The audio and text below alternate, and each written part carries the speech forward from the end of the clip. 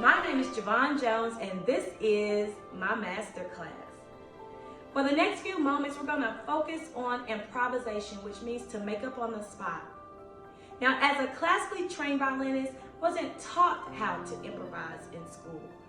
We were taught how to play what was on the page. We were taught how to read the music and navigate through the music.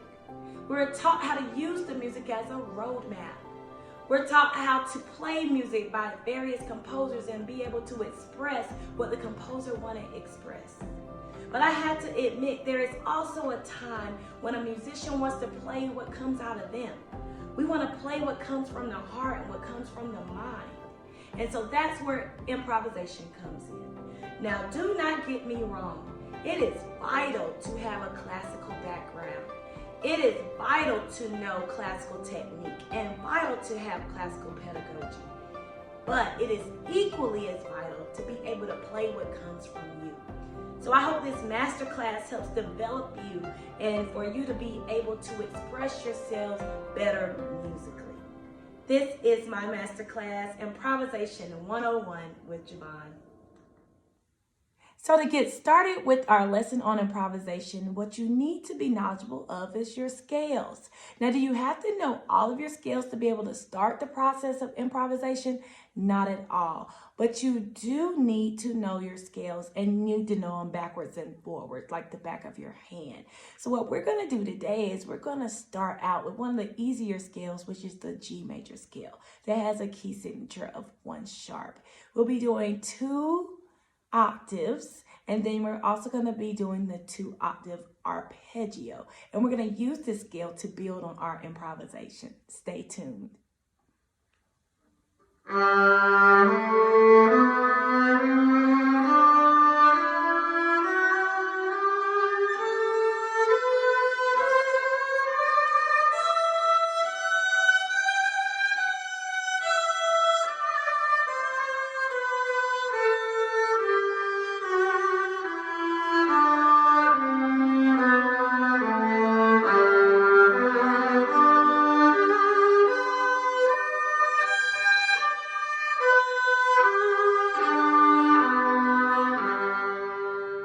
There's so many things that you can do to a scale to help vary this scale so you can work on your improvisation skills. One of the things you can do is change your dynamics. And the dynamics is how loud or how soft the music is. So I'm going to play a 1-octave G major scale in a piano dynamic, which means soft.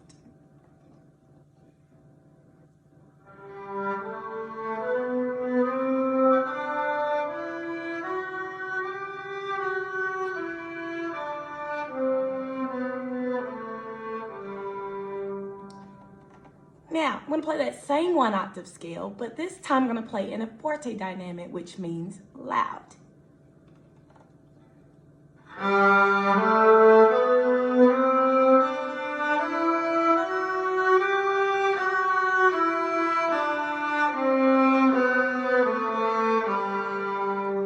So what you can do is now add the piano and forte dynamics in together, and so you can be more expressive with the way that you show the scale.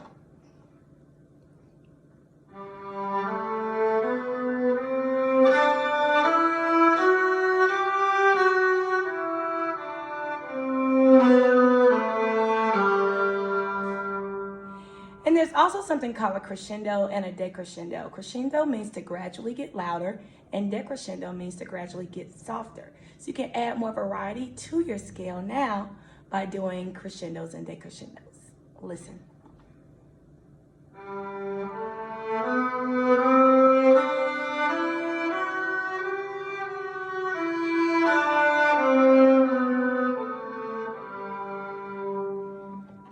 So as you can see, you can practice how to make up on the spot your scale by adding in dynamic changes. But that's not the only thing that you can do. You can also change your rhythm. See, a lot of the times what really makes improvisation is the rhythm patterns that you put together.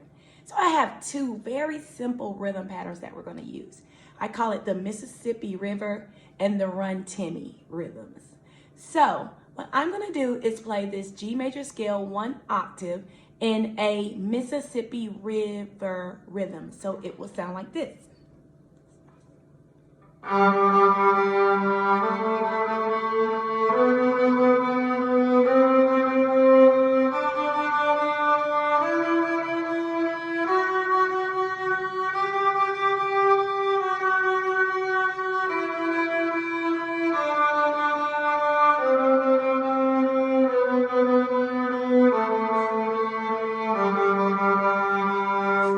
Changes up your scale a little bit from just playing one note at a time. So now we're going to do that same scale with a run Timmy rhythm, which sounds like this.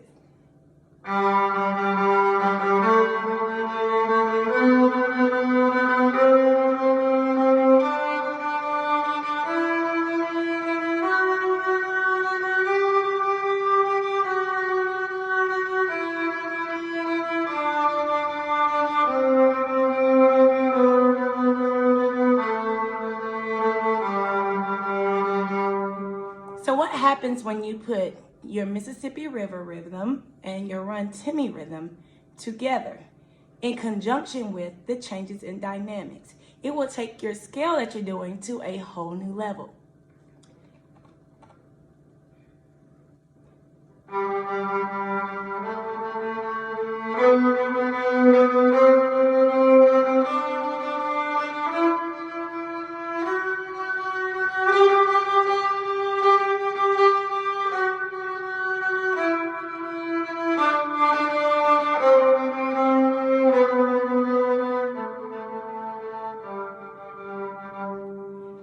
So what I have done is really made up on the spot the way that I wanted to express my G major scale by changing my dynamics between the loudness and softness by using crescendos and decrescendos, as well as changing up my rhythms between the Mississippi River and the Run Timmies.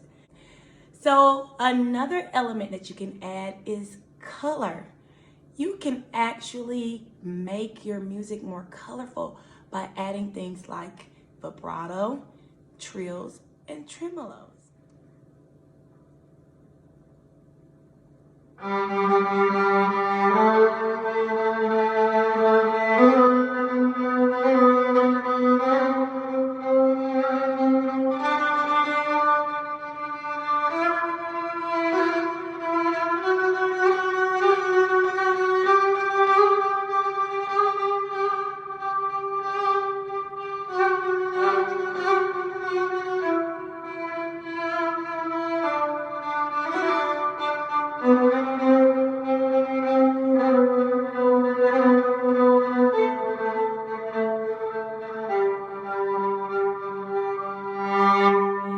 And so now we're going to use that second octave.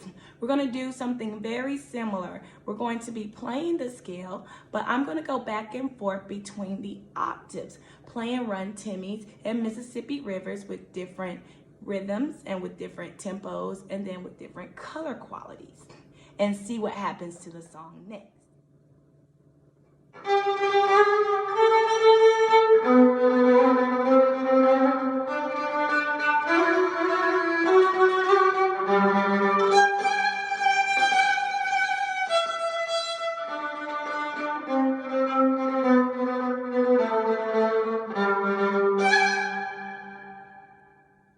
This is the part I enjoy the most.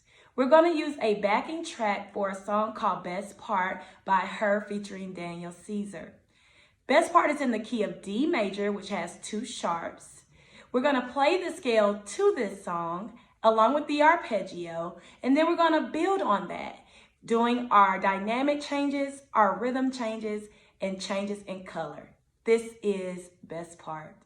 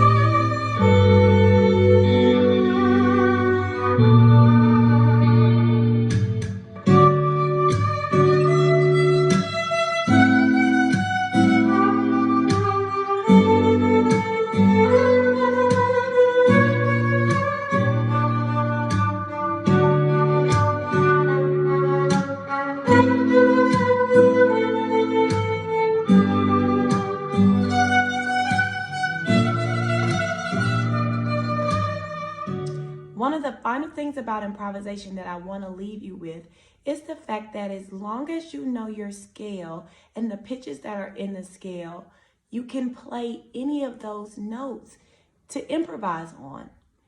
So in a D major scale, as long as you know those pitches that are a part of the D major scale, including the fact that you have a sharp F and a sharp C, you can play any of the notes in the scale to a song and it will sound good.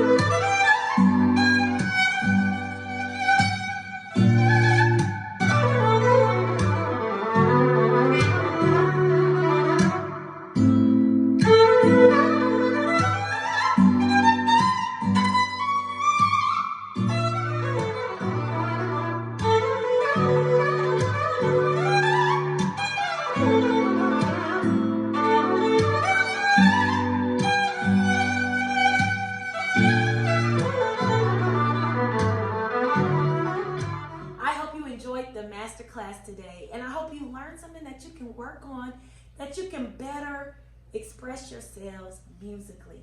But before I go, I want to leave you with this thought. Music education is vital for our students.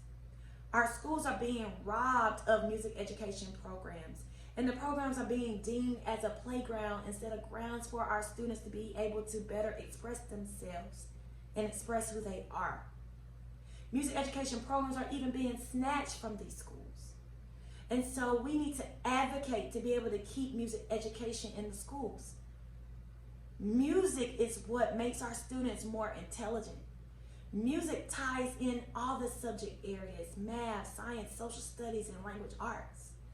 Music not only helps our students express themselves, but it also helps them work on social skills to be able to work with other people and be able to problem solve. So if we take these opportunities away from our students, we're robbing them of being able to make connections and solve real world problems and be able to express who they are.